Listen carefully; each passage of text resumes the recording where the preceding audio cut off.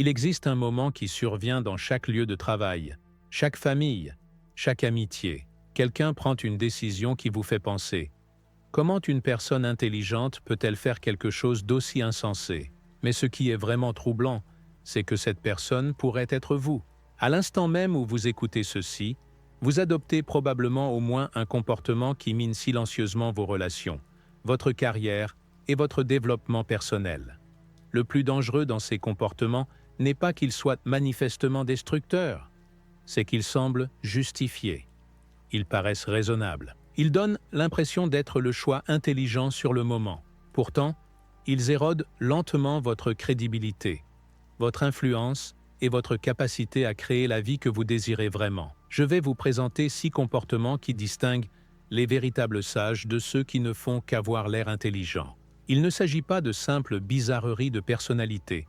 Ce sont des schémas précis qui prédisent l'échec dans les relations, la stagnation dans les carrières et les occasions manquées dans la vie. Mais voici le rebondissement. Reconnaître ces schémas en soi n'est pas une faiblesse. C'est la première étape vers un véritable pouvoir. Les anciens stoïciens avaient compris quelque chose de profond concernant la nature humaine. La sagesse ne se mesure pas à ce que nous savons, mais à la manière dont nous gérons ce que nous ne savons pas. Elle se révèle dans la façon dont nous traitons les autres lorsque nous avons tort, dans notre réponse quand la vie exige un changement, et dans notre capacité à admettre notre ignorance sans nous sentir diminués. Les 6 comportements que je vais partager ne sont pas des concepts abstraits. Ce sont des miroirs qui reflètent nos insécurités les plus profondes et nos plus grandes opportunités de croissance. La mentalité de forteresse constitue peut-être le piège le plus dangereux de tous. Lorsque nous rencontrons de nouvelles idées, notre premier réflexe devrait être la curiosité, non la résistance. Pourtant, nombreux sont ceux qui ont construit des forteresses mentales autour de leurs croyances existantes, avec des murs de fierté et des douves d'entêtement.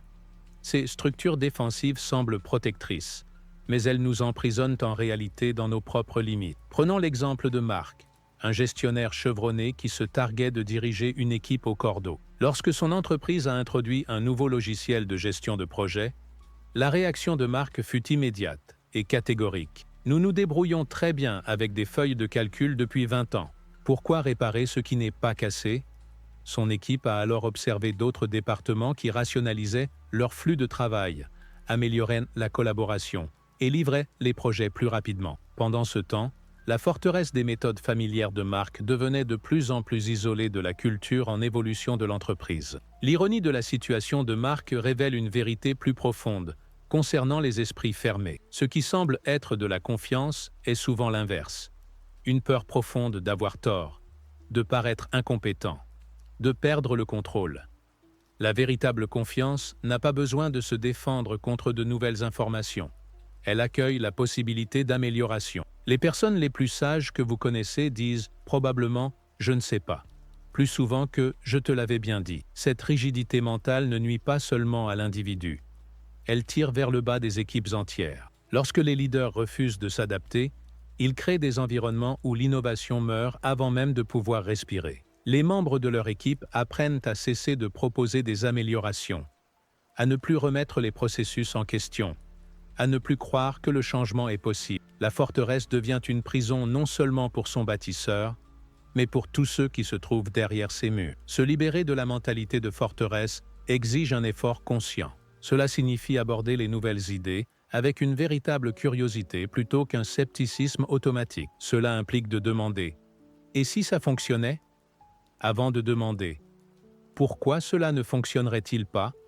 Cela suppose de mettre à jour nos méthodes avant qu'elles ne deviennent des handicaps et de démanteler les murs que nous avons élevés autour de la zone de confort de notre ego. La mare stagnante du blâme est peut-être le piège le plus séduisant de tous. Quand quelque chose tourne mal, notre cerveau devient un détective, cherchant frénétiquement le coupable. Et, par commodité, les preuves pointent toujours ailleurs que vers nous. Il ne s'agit pas seulement de protéger notre ego, c'est une question de préserver tout notre sentiment de compétence et de contrôle. Mais voici ce qui rend ce comportement si insidieux. Il commence souvent par des frustrations légitimes. Lisa l'a découvert lorsqu'on lui a confié l'organisation de la conférence annuelle la plus importante de son entreprise. Elle avait bâti sa carrière sur l'exécution sans faille, transformant des événements chaotiques en expériences impeccables. Cela aurait dû être son moment de briller. Cependant, la vie en a décidé autrement. Sa mère âgée est tombée malade, nécessitant des visites quotidiennes à l'hôpital et une coordination complexe des soins. Son adolescent souffrait d'anxiété, nécessitant des séances de thérapie et un soutien émotionnel. Son mariage traversait des turbulences, exigeant des conversations nocturnes et une thérapie de couple. Chaque crise était réelle, chaque demande sur son temps était légitime, mais ensemble, elles créaient la tempête parfaite d'attention divisée. La planification de la conférence en a pâti. Les réservations de lieux ont été retardées, les confirmations d'intervenants repoussées, et les décisions critiques décalées semaine après semaine. Lorsque Lisa a enfin émergé de ses crises personnelles, elle a constaté que ses lieux préférés étaient réservés, que ses principaux intervenants s'étaient engagés ailleurs et que son calendrier était devenu impossible à respecter. L'événement a bien eu lieu, mais n'était qu'une ombre de ce qu'il aurait pu être. La participation fut décevante. Plusieurs intervenants ont annulé à la dernière minute, et l'ensemble a semblé précipité et désorganisé. Lors du débriefing, la réponse de Lisa fut immédiate et détaillée. Le marketing a complètement laissé tomber. Ils ont lancé la campagne de promotion trop tard, n'ont pas ciblé le bon public et n'ont pas créé de buzz. Le traiteur n'a pas pu répondre correctement à nos exigences et le lieu n'était pas prêt pour nos besoins techniques. Mais le récit de Lisa omettait soigneusement le contexte crucial. Ses propres retards avaient comprimé le calendrier au point de rendre le travail de tous les autres quasiment impossible. Le blâme ne paraissait pas seulement justifié, il semblait nécessaire. Lisa croyait sincèrement fournir un retour précieux sur les défaillances systémiques. Elle se voyait comme la seule personne prête à identifier les véritables problèmes. Mais ses collègues voyaient autre chose. Un schéma de déviation qui était devenu la réponse signature de Lisa à tout revers. Les conséquences ne furent ni immédiates, ni spectaculaires. Lisa ne fut ni licenciée, ni rétrogradée. Quelque chose de plus subtil, mais tout aussi dommageable se produisit. Les gens cessèrent de faire confiance à son jugement. Lorsqu'elle identifiait des problèmes, les collègues se demandaient ce qu'elle ne disait pas. Lorsqu'elle attribuait des fautes, ils questionnaient sa perspective. Lorsqu'elle proposait des solutions, ils doutaient secrètement de son engagement à les appliquer. Le coup de grâce tomba 6 mois plus tard lorsque l'entreprise décida de réorganiser sa structure d'événements. Lisa pensait être promue à la tête du nouveau département, mais la direction choisit quelqu'un d'autre, une personne moins expérimentée mais plus crédible. Le message était clair.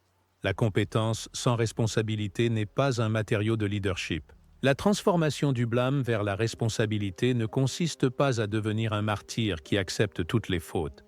Il s'agit de devenir quelqu'un qui pose des questions différentes quand les choses tournent mal. Au lieu de « qui a déconné ?», la question devient « qu'aurais-je pu faire autrement ?»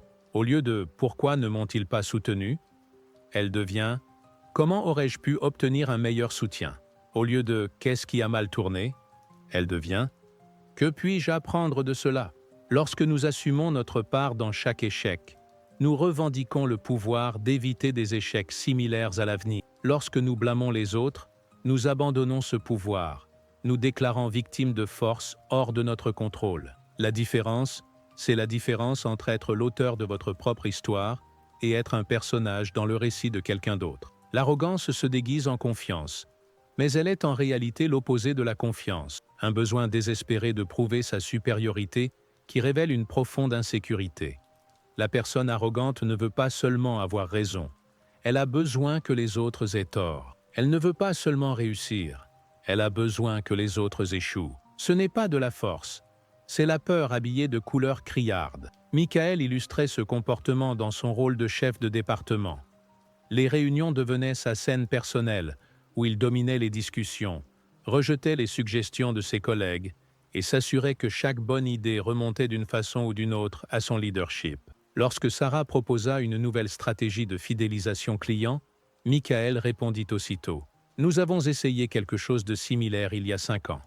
Ça n'a pas marché à l'époque, et ça ne marchera pas maintenant. » Il ne demanda jamais quelles étaient les différences de son approche, ne considéra jamais comment le marché avait changé, n'admit jamais que sa tentative précédente avait pu être imparfaite. Le projet qui suivit fut un désastre. L'insistance de Michael sur ses propres méthodes, son refus d'intégrer les contributions de l'équipe et son besoin de micro-gérer chaque détail créèrent la tempête parfaite de l'échec. Lorsque le client se plaignit et que le projet fut annulé, la réaction de Michael fut prévisible. L'équipe n'a pas exécuté correctement. Elle n'était pas prête pour ce niveau de responsabilité. Elle bloque la croissance parce que nous sommes trop occupés à défendre notre position actuelle pour envisager d'en adopter une meilleure. La vraie confiance, en revanche, est calme et curieuse. Elle n'a pas besoin de se prouver par la domination. Elle se démontre par la compétence. Les personnes confiantes peuvent dire « je me suis trompé » sans se sentir diminuées parce qu'elles comprennent que l'erreur est la voie vers l'apprentissage. Elles peuvent valoriser les idées des autres sans se sentir menacées parce qu'elles savent que le succès collectif vaut plus que le crédit individuel. La transformation de l'arrogance vers l'humilité ne consiste pas à devenir mou ou à se dénigrer. Il s'agit de reconnaître que la sagesse est une entreprise collective. Il s'agit de mesurer la réussite non pas au nombre de fois où nous gagnons des arguments, mais au nombre de fois où nous aidons les autres à découvrir leurs propres idées. Il s'agit de comprendre que la personne la plus intelligente de la pièce n'est pas celle qui parle le plus, mais celle qui aide tout le monde à mieux réfléchir. Mais voici quelque chose que je veux que vous fassiez maintenant. Tandis que nous parlons de ces schémas de comportement, si vous trouvez de la valeur dans cette exploration, si vous reconnaissez ces schémas en vous ou chez les autres, prenez un instant pour cliquer sur le bouton « J'aime », pas parce que je le demande, mais parce que cela me dit que vous êtes prêt à approfondir ces vérités inconfortables sur la nature humaine. Et si vous souhaitez poursuivre ce voyage de découverte de soi, le bouton « S'abonner » signifie que vous serez averti lorsque nous explorerons d'autres schémas cachés qui façonnent nos vies. La vraie question est, êtes-vous prêt à voir ce qui vous échappe encore à propos de vous-même? Elle repose sur la compréhension que chaque personne avec laquelle vous interagissez mène des combats dont vous n'avez aucune idée, porte des fardeaux que vous ne voyez pas et agit dans un contexte que vous n'avez pas vécu. Paul découvrit cette vérité à travers une expérience douloureuse. En tant que chef de projet, il était fier de son efficacité et de sa rigueur. Lorsque Suzanne manqua un délai critique, sa réaction fut rapide et publique. C'est exactement le genre d'irresponsabilité qui fait dérailler des projets entiers. Nous ne pouvons pas avoir des membres d'équipe qui ne prennent pas leurs engagements au sérieux. Il prononça cette critique devant toute l'équipe, s'assurant que l'échec de Suzanne devienne une leçon pour tous. Ce que Paul ignorait, c'est que Suzanne avait passé la semaine précédente à s'occuper de son enfant malade, dormant sur des chaises d'hôpital et gérant une crise familiale qui mobilisait chaque minute de son attention. Son travail en avait souffert, certes, mais non par manque d'engagement, par l'impossibilité d'être pleinement présente à deux endroits à la fois. L'ironie de la situation de Paul devint claire quelques mois plus tard, lorsque son propre père fit une crise cardiaque. Brusquement, Paul se retrouva dans la même situation impossible. Être un employé dévoué tout en gérant une urgence familiale. La compréhension arriva trop tard pour réparer les dégâts dans sa relation avec Suzanne, qui avait déjà été mutée dans un autre département. Mais elle lui enseigna une leçon qui transforma son approche de leadership. L'empathie ne consiste pas à trouver des excuses pour de mauvaises performances. Elle consiste à comprendre le contexte humain qui façonne la performance. Il s'agit de reconnaître que chacun a des combats invisibles, que les circonstances peuvent changer rapidement et que traiter les gens avec dignité et compréhension crée des équipes plus fortes et plus résilientes. La pratique de l'empathie exige un effort actif.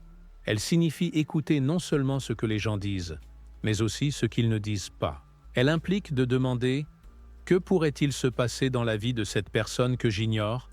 avant de sauter aux conclusions concernant son comportement. Elle consiste à créer un espace pour la complexité humaine dans nos relations professionnelles. La peur du changement représente peut-être le frein le plus universel à la sagesse. Le changement menace notre sentiment de contrôle, nos routines confortables et nos résultats prévisibles. Mais la vie, c'est le changement, et y résister revient à vouloir endiguer une rivière. Vous pourrez y parvenir temporairement, mais la pression finira par devenir insupportable. Le quartier de Michael en fournit un parfait exemple. Il vivait dans la même maison depuis 30 ans, observant l'arrivée de jeunes familles et le départ des résidents plus âgés. La démographie changeait progressivement, de nouvelles entreprises ouvraient. Le caractère du secteur évoluait. Mais Michael s'accrochait à ses souvenirs d'autrefois, se plaignant de chaque changement et s'opposant à chaque amélioration. Lorsque la ville proposa un nouveau centre communautaire, Michael mena l'opposition. Lorsque des jeunes familles suggérèrent un terrain de jeu de quartier, il organisa des pétitions contre. Lorsque des commerces locaux voulurent moderniser leur façade, il s'opposa aux modifications de zonage. Sa résistance ne reposait pas sur des préoccupations légitimes concernant ces changements spécifiques. Elle était basée sur une peur générale de tout ce qui était différent. Le résultat fut prévisible. Le quartier continua à changer autour de lui, mais sans son apport ni son influence. Le centre communautaire fut construit, mais pas à l'endroit qu'il aurait préféré. Le terrain de jeu fut installé, mais sans les dispositifs de sécurité qu'il aurait pu suggérer. Les commerces modernisèrent leur façade, mais sans tenir compte du caractère historique auquel ils tenaient. Lorsque Michael réalisa que sa résistance l'avait rendu hors jeu, il était déjà isolé de la communauté même qu'il pensait protéger. Ses voisins avaient appris à planifier autour de ses objections, plutôt qu'avec sa contribution. Sa peur du changement avait créé exactement le résultat qu'il voulait éviter. Un quartier où il ne se sentait plus chez lui. La sagesse qui consiste à embrasser le changement ne signifie pas accepter chaque proposition ou abandonner toutes les traditions. Elle consiste à s'engager dans le changement en tant que participant plutôt qu'en tant que victime. Elle revient à demander « Comment pouvons-nous façonner ce changement pour servir nos valeurs ?» plutôt que « Comment pouvons-nous empêcher ce changement d'arriver ?» Elle implique de comprendre que la seule façon de préserver ce qui compte vraiment est d'adapter tout le reste. Le changement devient moins effrayant lorsqu'on le reformule comme une opportunité plutôt qu'une menace. Au lieu de se demander « Qu'est-ce que je vais perdre ?», on peut demander « Que pourrais-je gagner ?» Au lieu de se concentrer sur les scénarios catastrophes, on peut envisager les meilleures possibilités. Au lieu d'essayer de contrôler les résultats, on peut se concentrer sur l'adaptation de nos réponses. L'embouteillage conversationnel représente la dernière barrière à la sagesse que nous explorerons. Dans notre empressement à être entendus, à prouver notre intelligence, à partager nos idées, nous oublions souvent la partie la plus importante de la communication, l'écoute. Mais écouter ne se résume pas à être poli. C'est apprendre, comprendre et créer des liens significatifs avec les autres. Les dîners de famille de John étaient devenus légendaires pour toutes les mauvaises raisons. Ce qui aurait dû être des occasions de connexion et de conversation s'était transformé en monologue adressé à un auditoire captif. John exposait ses points de vue sur la politique, les affaires, l'actualité et la philosophie personnelle, remplissant chaque silence de sa propre voix. Les membres de sa famille restaient assis tranquillement, tentant parfois d'intervenir, mais le besoin de John de partager ses pensées écrasait toujours leur tentative de participer. La tragédie du comportement de John n'était pas qu'il fût inintelligent ou inintéressant. Bien au contraire, il possédait des idées précieuses, des expériences riches et une véritable sagesse à partager. Mais son incapacité à écouter faisait de sa communication unidirectionnelle. Il ne découvrait jamais ce que pensaient les membres de sa famille, n'apprenait jamais leurs idées, n'entendait jamais leurs questions ou préoccupations. Avec le temps, sa famille cessa d'essayer de contribuer à ces conversations. Il restait assis poliment, émettant des sons d'acquiescement, attendant la fin du repas. John interprétait leur silence comme la preuve qu'ils appréciaient sa sagesse. Mais en réalité, ils avaient simplement cessé de croire que leur voix comptait en sa présence. Le schéma s'étendit au-delà des dîners familiaux, aux relations professionnelles de John. Les collègues apprirent à garder les réunions avec lui brèves et ciblées, sachant que les discussions ouvertes se transformeraient en longs exposés. Son équipe cessa de lui apporter des problèmes nécessitant des solutions collaboratives, préférant lutter seul plutôt que de subir ses explications interminables sur ce qu'il devait de faire. Écouter vraiment exige discipline et humilité. Cela signifie résister à l'envie de formuler notre réponse pendant que les autres parlent. Cela implique de poser des questions qui invitent à l'élaboration plutôt que des questions menant à nos conclusions prédéterminées. Cela consiste à créer un espace où les autres peuvent réfléchir à voix haute, explorer des idées et découvrir des perspectives grâce à la conversation. La transformation de la parole à l'écoute ne signifie pas devenir silencieux ou passif. Elle signifie apprendre à utiliser nos mots plus stratégiquement, à poser de meilleures questions et à créer des environnements où chaque voix peut être entendue. Elle repose sur la compréhension que l'objectif d'une conversation n'est pas de démontrer notre intelligence, mais d'accroître la sagesse collective de tous les participants. Ces 6 comportements, la mentalité de forteresse, la mare stagnante du blâme, la chambre d'écho de l'ego, le pont brisé de l'empathie, la peur du changement et l'embouteillage conversationnel, ne sont pas des traits de caractère immuables. Ce sont des schémas appris qui peuvent être désappris, des habitudes qui peuvent être modifiées et des barrières qui peuvent se transformer en ponts. Le chemin vers la sagesse ne consiste pas à atteindre la perfection. Il s'agit de développer la conscience. Il s'agit de nous surprendre lorsque nous commençons à bâtir des forteresses mentales, lorsque nous cherchons le blâme plutôt que la responsabilité. Lorsque nous privilégions le fait d'avoir raison sur le fait d'être utile, il s'agit de reconnaître ces schémas non comme des échecs personnels, mais comme des tendances humaines que nous pouvons choisir de rediriger. Les philosophes stoïciens comprenaient que la sagesse est une pratique, non une destination. Chaque jour offre de nouvelles occasions de choisir la curiosité plutôt que la certitude, la responsabilité plutôt que le blâme, l'humilité plutôt que l'arrogance, l'empathie plutôt que le jugement, l'adaptation plutôt que la résistance et l'écoute plutôt que la parole. Ce ne sont pas seulement des idéaux nobles, ce sont des compétences pratiques qui nous rendent plus efficaces, plus influents et plus connectés aux personnes qui nous entourent. Avancer exige du courage, le courage d'admettre que nous pouvons avoir tort, de prendre la responsabilité de nos échecs, de poser des questions plutôt que de fournir des réponses, de changer d'avis lorsque de meilleures informations se présentent. Mais ce courage est récompensé par quelque chose d'inestimable. La capacité de grandir, d'apprendre et de devenir véritablement sage. La sagesse ne consiste pas à avoir toutes les réponses. Elle consiste à poser de meilleures questions. Il ne s'agit pas d'être parfait. Il s'agit d'être curieux. Il ne s'agit pas d'éviter les erreurs. Il s'agit d'en tirer des leçons. Et il ne s'agit pas d'être la personne la plus intelligente de la pièce. Il s'agit d'aider tout le monde dans la pièce à devenir plus intelligent ensemble. Le fleuve de la sagesse coule librement pour ceux qui retirent les barrages qu'ils ont construits autour de leur cœur et de leur esprit. La question n'est pas de savoir si vous rencontrerez ces 6 comportements en vous. Nous les rencontrons tous. La question est de savoir si vous les reconnaîtrez comme des opportunités de croissance, des chances de devenir davantage que vous n'étiez hier, et des invitations à rejoindre le projet humain éternel de devenir sage.